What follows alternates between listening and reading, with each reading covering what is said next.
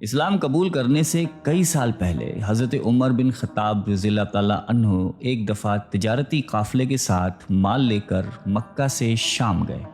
قافلے میں قریش کے کئی اور بڑے سردار بھی شامل تھے۔ یہ قافلہ شام کے سب سے بڑے شہر دمشق گیا اور وہاں اپنا مال بیچ کر مکہ واپس روانہ ہوا۔ تھوڑا سا فاصلہ طے کرنے پر حضرت عمر کو یاد آیا کہ ان کی ایک رشتہ دار خاتون نے انہیں کچھ سونا دیا تھا کہ اسے بیچ کر اس کے لیے کچھ کپڑے وغیرہ لیتے آئیں۔ انہوں نے اپنے قافلے کے ساتھیوں سے کہا کہ فلاں عورت کا کام کرنے واپس دمشق جا رہا ہوں، کوشش کروں گا کہ یہ کام کر کے جلدی واپس آ جاؤں۔ حضرت عمر دمشق واپس گئے تو بازار بند ہو چکے تھے۔ مجبوراً وہ ایک مسافر خانے میں ٹھہرے اور سو گئے۔ تھوڑی دیر کے بعد اللہ کا ایک بندہ مسافر خانے میں آیا۔ اس نے حضرت عمر کو جگایا اور اپنے ساتھ اپنے گھر لے آیا۔ یہ بات واضح نہیں تھی کہ وہ شخص حضرت عمر کو پہلے سے جانتا تھا یا ان کے والد خطاب سے ان کی واقفیت تھی۔ انہوں نے حضرت عمر کی بڑی خاطر و مدارت کی۔ کھانا کھا کر تو وہ سو گئے اور ان کا میزبان رات بھر عبادت کرتا رہا۔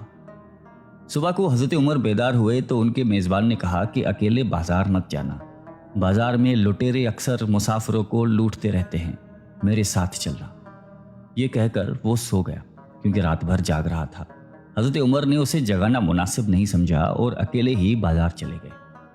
ابھی بازار کھلا بھی نہیں تھا، وہ بازار کھلنے کا انتظار کرنے لگے۔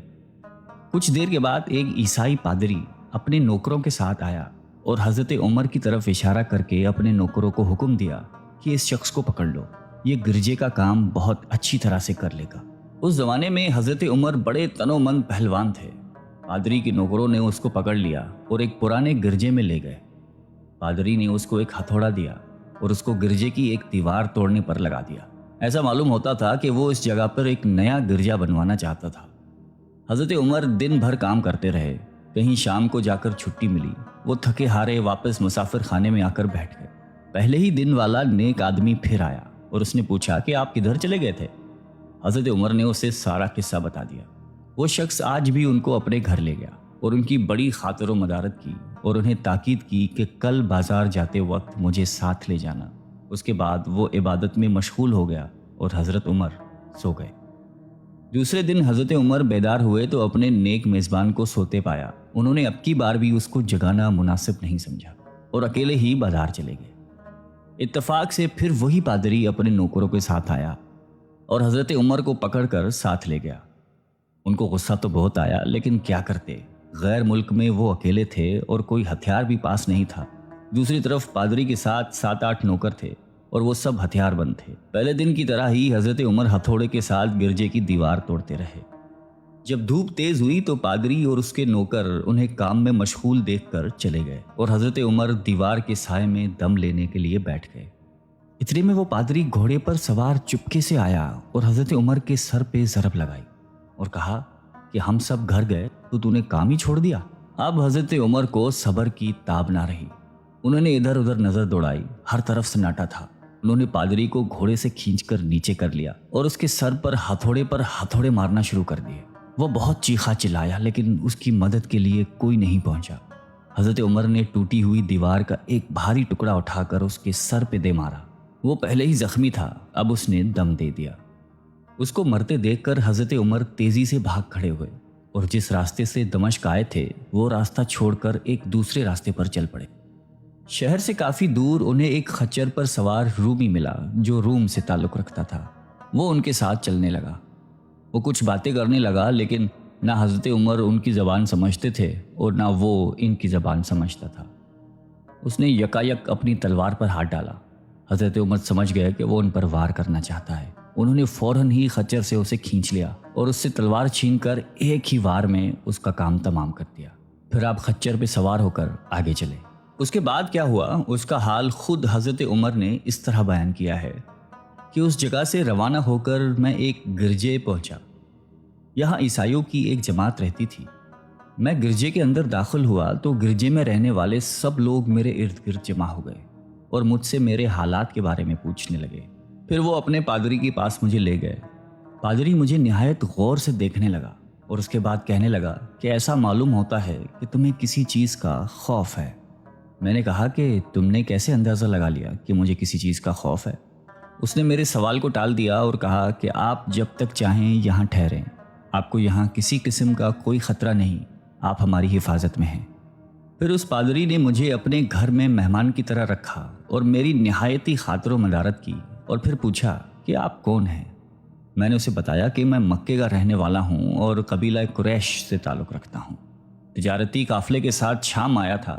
تجارت کا مال بیچنے کے بعد ایک ضروری کام کے لیے مجھے اپنے قافلے سے جدا ہو کر واپس دمشق جانا پڑا۔ اب میں اپنے وطن واپس جا رہا ہوں اور راستہ بھٹک کر یہاں آ نکلا ہوں۔ پادری مجھے غور سے دیکھتا رہا اور بار بار طرح طرح کے سوال کرتا رہا۔ میں نے ان کے ہاں نہایتی آرام سے رات بسر کی۔ صبح کو آپ نے پوچھا کہ آپ کا ارادہ یہاں ٹھہرنے کا ہے یا آگے جانے کا؟ میں نے کہا کہ اب میں آپ سے رخصت ہونا چاہوں گا۔ یہ سن کر پادری نے اپنا ایک شاندار گدھا جو بڑا خوبصورت اور نہایتی تیز رفتار تھا لے آیا۔ اس گدھے کی پیٹھ پر کھانے کی مزیدار چیزیں اور قیمتی تحفے بھرے ہوئے تھے، اور پھر کہنے لگا کہ آپ اس گدھے پر سوار ہو جائیں اور چل پڑیں۔ راستے میں آپ کا گزر کسی عیسائی کے مکان کے پاس سے ہوگا تو وہ آپ کو اس گدھے پر سوار دیکھ کر آپ کی بے حد تعظیم کرے گا اور آپ کی خاطر و مدارت میں کوئی کسر نہیں چھوڑے گا۔ یہ کہہ کر پادری نے میرا ہاتھ پکڑا اور تنہائی میں لے کر کہنے لگا کہ اے عمر، آپ پر میرا حق واجب ہو گیا۔ میں نے کہا بے شک۔ اس نے کہا آپ کا تعلق ایک معزز قوم سے ہے، میری آپ سے ایک غرض ہے۔ میں نے کہا کہ آپ بیان کر لیں، لیکن حیرت کی بات ہے کہ آپ جیسا بڑا آدمی مجھ جیسے پریشان حال مسافر سے کوئی غرض رکھتا ہو۔ اس نے بڑے یقین بھرے لہجے میں کہا کہ سنیں، میں ایک ایسا آدمی ہوں جس سے اللہ نے آسمانی کتابوں کا علم عطا کیا ہے۔ میں نے آپ کی ذات میں بہت سی ایسی نشانیاں دیکھی ہیں جو یہ ظاہر کرتی ہیں کہ جب ایک مقررہ مدت پوری ہو جائے گی تو حالات میں زبردست تبدیلی آئے گی۔ اس وقت آپ ہمارے ملک کے حاکم بن جائیں گے اور یہاں کے سب شہروں میں آپ ہی کا حکم چلے گا۔ اس کے بعد پادری نے اپنی جیب سے دوات، قلم اور کاغذ نکال کر کہا کہ میری غرض یہ ہے کہ آپ اس کاغذ پر لکھ دیں کہ اس گرجے اور اس کی جائیداد پر کسی قسم کا کوئی موصول لاگو نہیں کیا جائے گا۔ میں نے حیران ہو کر پادری سے کہا کہ آپ مجھ سے مذاق تو نہیں کر رہے؟ اس نے کہا کہ قسم ہے اس ذات کی جس نے عیسیٰ علیہ السلام پر انجیل نازل فرمائی، میں جو کچھ کہہ رہا ہوں وہ بالکل سچ ہے۔ آپ مہربانی کریں اور میری درخواست قبول فرمائیں۔ میں نے پادری کی باتوں کو اس کا وہم سمجھا اور جیسے اس نے کہا میں نے اسی طرح کاغذ پہ اسے لکھ کر دے دیا۔ اس کے بعد گدھے پر سوار ہو کر چل پڑا۔ راستے میں مجھے کئی جگہ پر عیسائیوں کی جماعتیں ملی۔ انہوں نے مجھے ایک پادری کے گدھے پر سوار دیکھ کر میری بڑی خاطر و مدارت کی۔ میں اس طرح جگہ جگہ عیسائیوں کا مہمان بنتا تبوک تک پہنچ گیا۔